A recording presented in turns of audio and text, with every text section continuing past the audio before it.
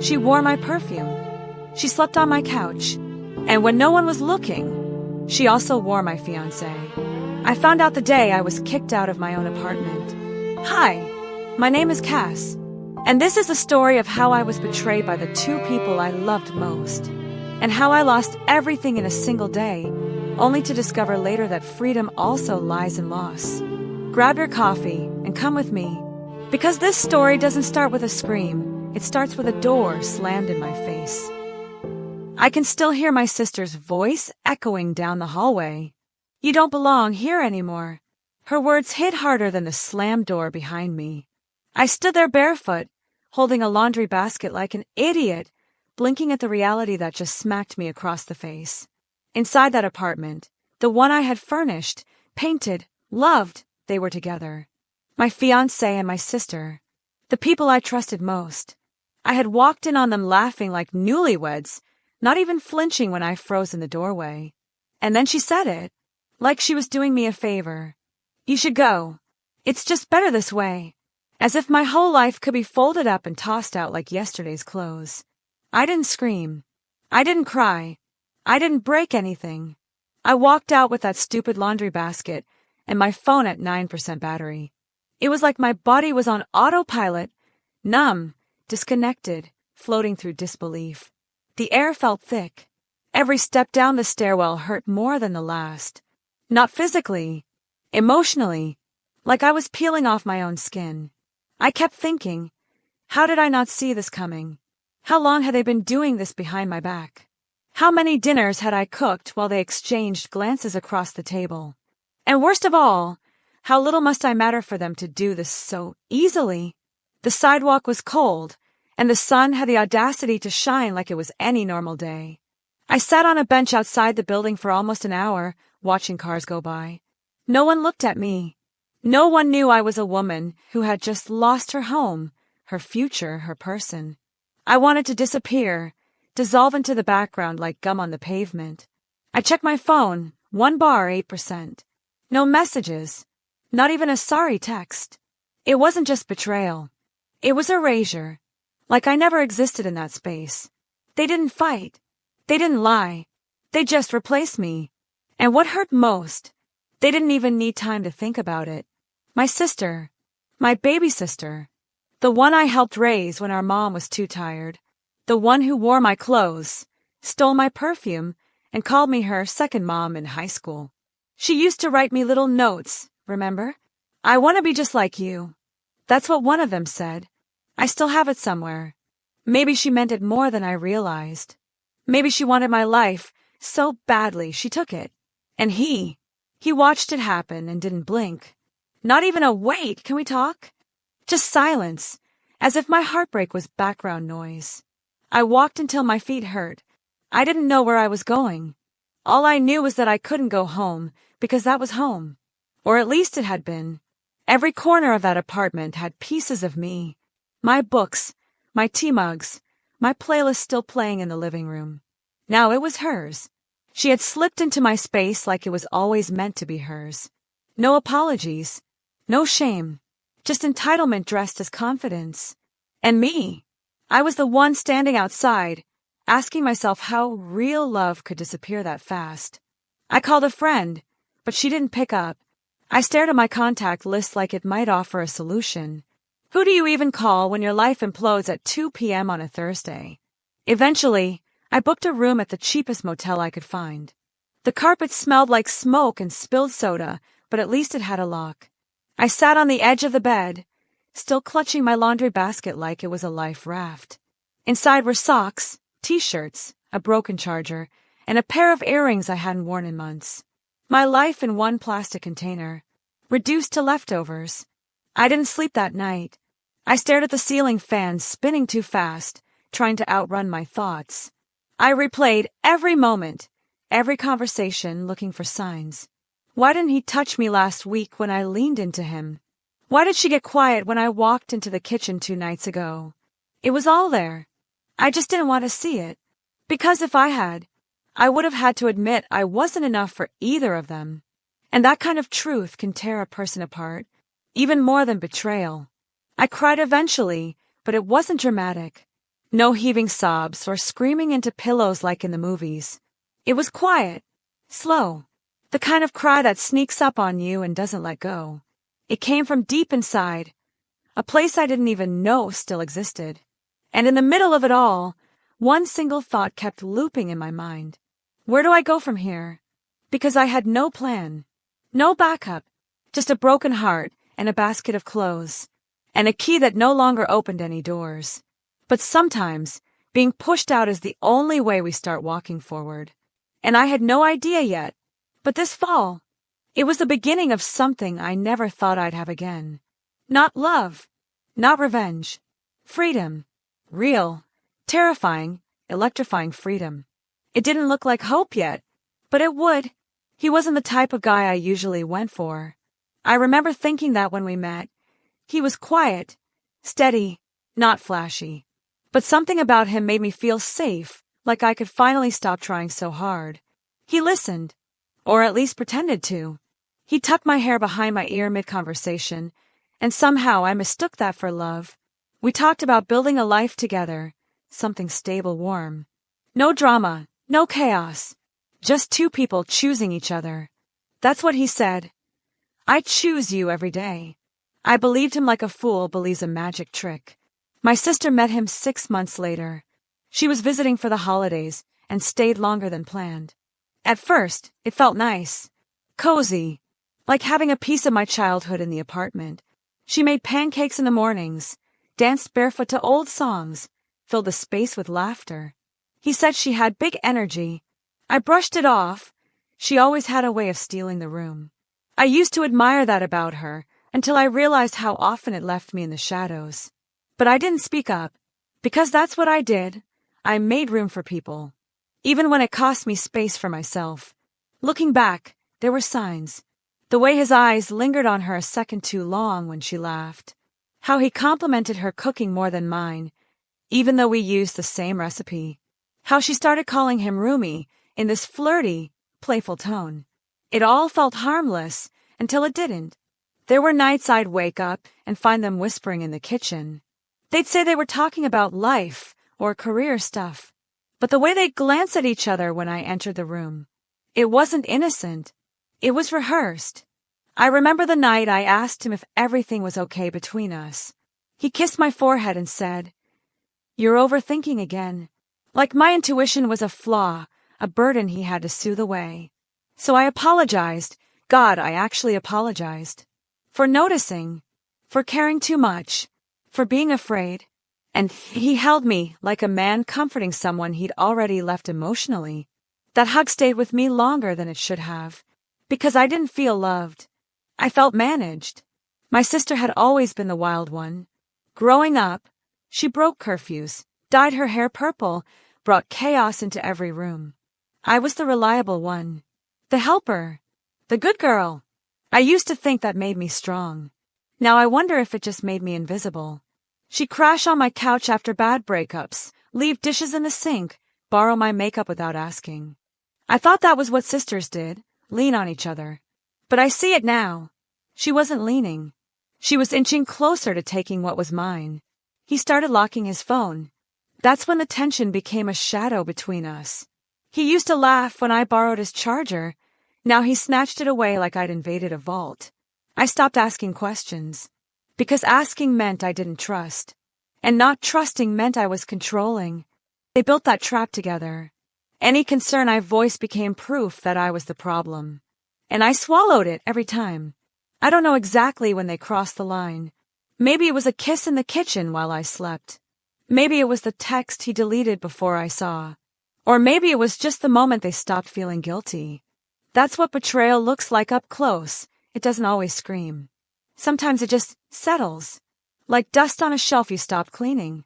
And before you know it, it's everywhere, choking the air you used to breathe. I wish I could say I left the moment I felt something was wrong, that I packed my bags and walked out with my dignity intact. But the truth? I stayed, because I kept hoping they'd come back to their senses, because I thought love meant endurance, because I didn't want to be alone again. So I ignored the whispers, the glances, the gut punches. I clung to a future I had imagined so clearly, one that, Deep down, I think I knew was never really mine. And that's the hardest part.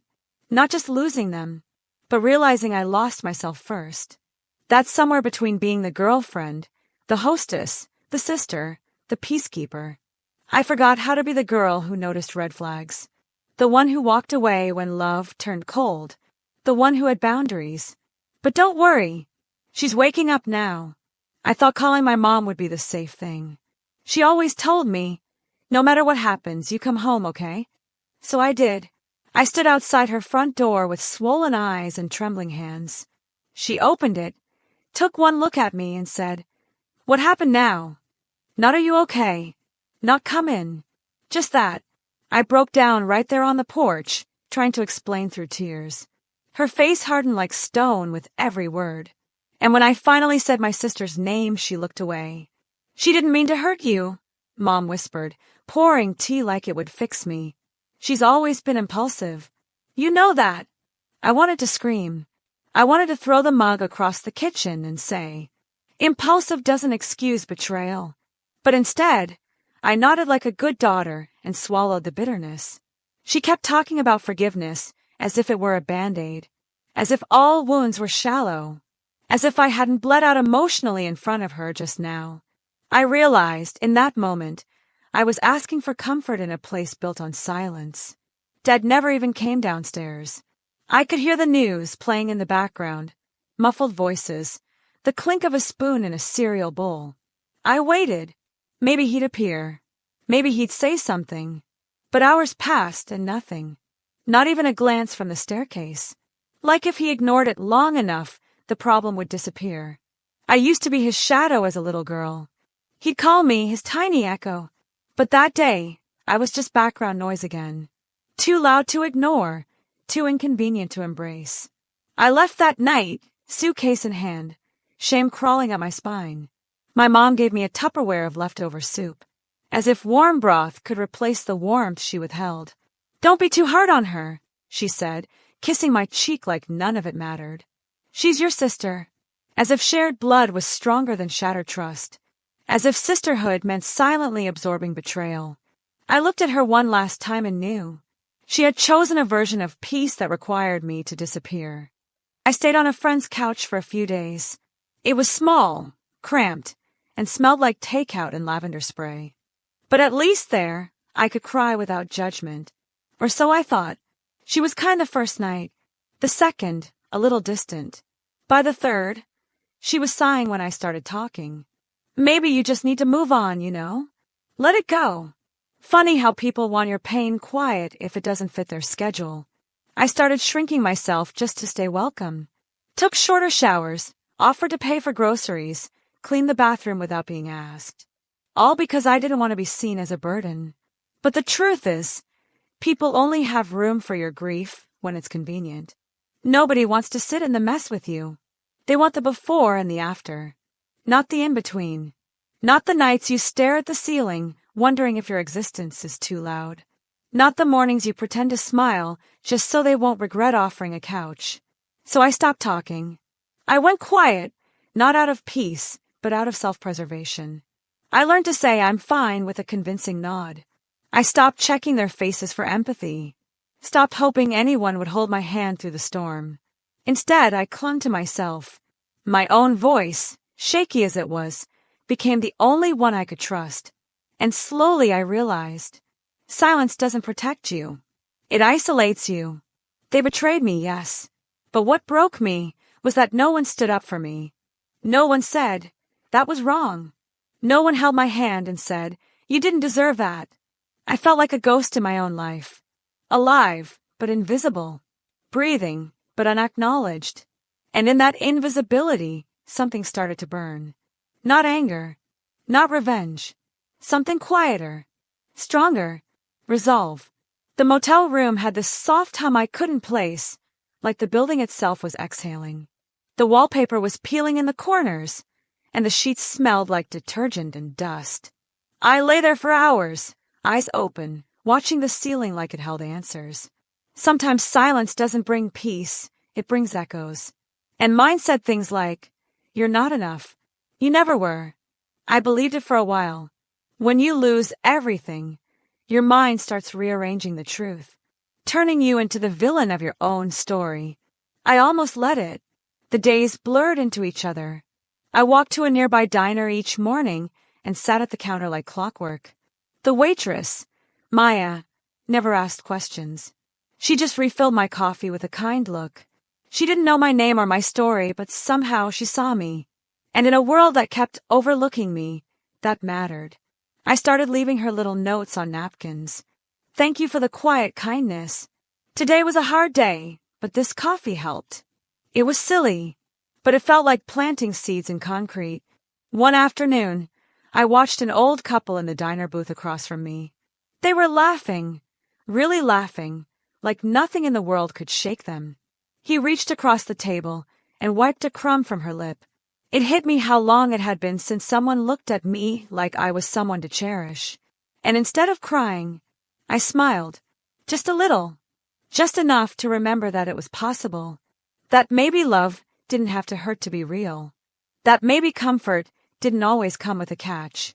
It was the first smile I hadn't faked in weeks. I picked up a job cleaning rooms in the same hotel I was staying in. It wasn't glamorous. It wasn't permanent. But it was something. I folded towels, scrubbed sinks, made beds with corners tight like hospital sheets. And every room I cleaned became a small act of control in a life that had spun off axis. There was a weird peace in that repetition. In knowing that, for once, I could finish something and see the result. No lies. No hidden agendas. Just clean sheets and quiet victories. It helped. I started journaling again. Nothing profound. Just thoughts, fragments, memories I was trying to untangle. The pages didn't judge me. They didn't look away or tell me to move on. They let me be messy and honest and angry. Some days I wrote letters I'd never send. To him, to her, to myself at 17. I burned a few in a coffee cup behind the motel. Watched the ashes dance like freedom. One night, I stood in front of the mirror and really looked at myself. Not the version I showed others, but the tired, hollow-eyed girl with a deep sadness in her smile. And I whispered, "You're still here." It wasn't a pep talk. It was a fact. I had survived days that felt unsurvivable. And maybe surviving wasn't pretty, but it was powerful. Maya slipped me a flyer one morning. Women's shelter downtown. They offer therapy too. You don't have to go, just have it. I stared at the paper for days. Not because I didn't want help, but because I didn't know how to need anything anymore. Dependence had turned toxic in my last life. But healing isn't weakness. It's remembering you deserve to be whole. And that flyer, it was the first door I opened on my own. I started showing up. Quietly. Hesitantly. Group therapy. Job fairs. Even yoga once, though I nearly passed out halfway through. Each time, I met pieces of myself I had long buried. The funny one. The curious one. The hopeful one. Turns out, she hadn't died. Just gone quiet. I was still hurt. Still rebuilding. But I wasn't broken beyond repair. And maybe, just maybe, rock bottom was the foundation I needed. I got the job on a Tuesday. The kind of job people don't brag about. Front desk at a dry cleaner. Part-time, minimum wage. But to me, it felt like a breath of air after holding it in for too long. The owner, Mr. Patel, asked if I had experience. I told him I knew how to keep a place clean and customers calm. He smiled and said, "That's more than enough."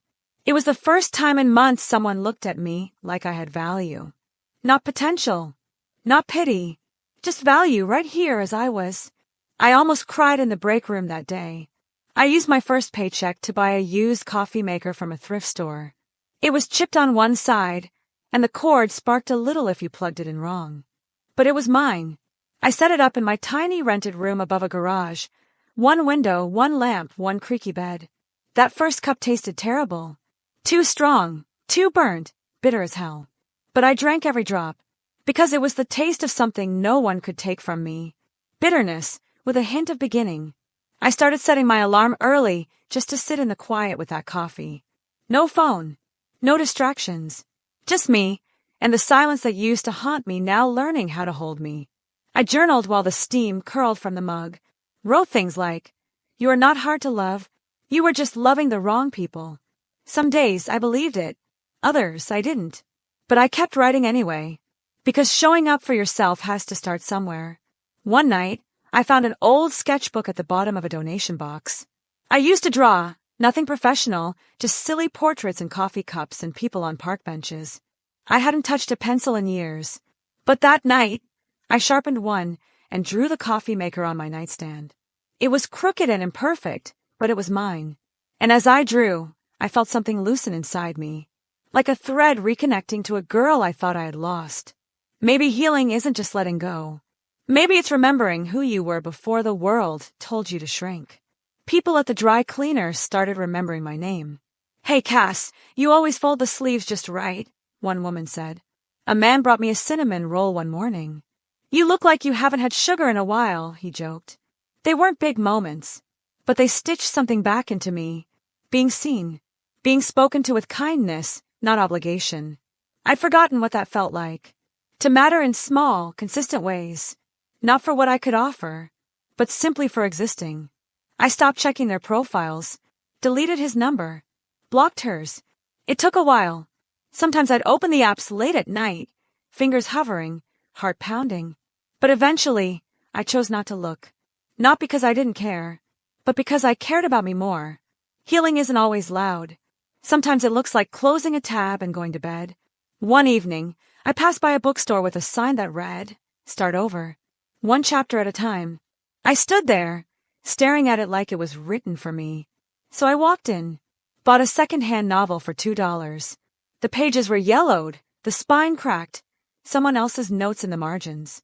But I read it like it was mine. Like every line was carving out space for me to breathe. It felt like taking my mind for a walk again. I had missed that part of me, the girl who found safety in stories. Sometimes, I still heard their voices in my head, mocking me, dismissing me, saying I was too much, too emotional, too plain. But now I had new voices too. Maya's laughter. Mr. Patel's, "Good job, kid." The neighbor who always waved good morning. And my own, growing louder, steadier, telling me, "You didn't deserve what they did, but you do deserve what comes next." And for the first time, I believed it. Not all the way, but enough. Freedom doesn't always feel like fireworks. Sometimes it's a chipped coffee mug in a quiet room. Sometimes it's making rent by $2 and dancing anyway. Sometimes it's waking up and not dreading the day. That's what they never tell you. Freedom isn't loud. It's soft and earned and deeply personal. And it comes after loss, after silence, after choosing yourself again and again. Every morning I sipped that bitter coffee. I knew I was free. I saw them again on a random Thursday. The kind of day when everything feels too ordinary to hold anything big. I was picking up pastries for the dry cleaner's anniversary party. Mr. Patel insisted we celebrate. And there they were, standing in line at the same bakery, laughing, holding hands. She was wearing my old scarf. He had the same smirk he used to give me when he wanted to be forgiven. But when his eyes met mine, the smirk disappeared. I didn't freeze. I didn't cry. I didn't even flinch. I just tilted my head slightly and gave a small nod. Not out of politeness, but out of power, because suddenly I saw it. They looked smaller. Not physically, spiritually, like people still pretending they hadn't broken anything. He said my name like it tasted strange in his mouth. "Cass!" And she stepped half behind him, like I was a threat. Funny, they once made me feel invisible. Now they couldn't meet my eyes. "Didn't expect to see you here," he said. I looked at the pastries in my hand and said, "Yeah, I get to go where I want now." She opened her mouth, maybe to apologize, maybe to justify, but I wasn't interested. Not out of bitterness, but because I no longer needed answers from broken people. I smiled, genuinely. "Hope you're both well," I said. Not because I meant it, but because I was well, and I didn't need their ruin to feel whole. That's how I knew I'd healed. I walked out of the bakery with my head high and my hands full. The bag of pastries felt warm against my chest, and something inside me settled. Not like closure, more like completion, like the version of me that begged, wept, and wondered, finally got to rest. I didn't need revenge. I didn't need a dramatic monologue. Just that exit, that silence, that breath. The celebration at the dry cleaner was small but joyful. We had streamers, music from an old speaker, and way too much frosting. Maya came by with her kids. Mr. Patel gave a speech and called me the heart of the place. I laughed so hard I almost cried, but not because I was sad, because I felt full of something they could never steal. Pride, peace, presence. Sometimes, women walk into the dry cleaner with that same quiet sadness I used to wear. The kind that hides behind polite smiles and I'm fines. I don't pry, but I do slide a note into their bag. It just says, asterisk, you're still here. And that's enough to begin asterisk. Maya told me once, you're the softest kind of strong, Cass. I never aimed to be, but if my survival can make one woman feel less alone, then maybe none of it was wasted. Maybe scars can become signposts. That night, I lit a candle and sat with my journal. I wrote 3 words, I'm still here. And beneath it, but I'm not the same. Because healing doesn't bring back the girl you were. It builds a new one, stronger, softer, wiser. A woman who knows her worth, even when no one claps for her. A woman who knows quiet power is still power. A woman who drinks bitter coffee in the morning. And smiles anyway. I don't think about them much anymore. When I do, it's like remembering a dream that once made me cry. Faded, faint, and somehow beautiful in its own destruction. Because losing them gave me back everything I forgot I had. My voice, my boundaries, my future. And that was the real story all along. Not what they took, but what I reclaimed. So if you're in the middle of it, if your world just shattered, listen to me. It won't always hurt this much. The echoes will quiet. The nights will soften. You'll build again, love again, laugh again. And one day, you'll see them across a room and feel nothing but the steady beat of your own life. That's not revenge. That's the sound of a woman walking away without looking back. If you like this story, leave a like, subscribe to the channel for more stories like this, and if you want to help me keep telling these stories, you can buy me a coffee. The link is there in the first pinned comment. Every cup helps me keep bringing you more stories.